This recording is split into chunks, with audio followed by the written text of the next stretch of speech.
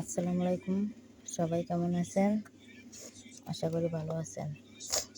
আজকে সকালে একটু বৃষ্টি হয়েছিল, তাই এখন আমার মেয়ে বলতেছে খিচুড়ি খাবে। তাই আজকে খিচুড়ি রান্না করতেছি আমার মেয়ের জন্য।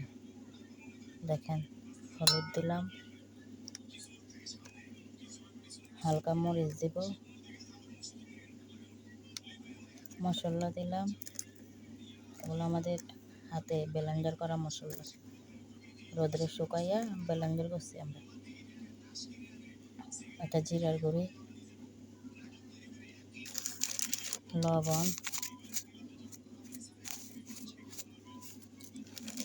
পরিমাণ মতো। এখন দিয়ে দিব সয়াবিন তেল,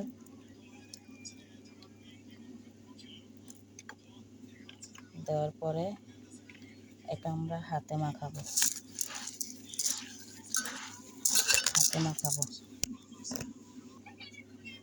দেখেন, পেঁয়াজ বাটা, রসুন বাটা দিতে ভুলে গেছি। রসুন বাটা দিচ্ছি, পেঁয়াজ বাটাও দিচ্ছি। এগুলো সব ব্লেন্ডার করা।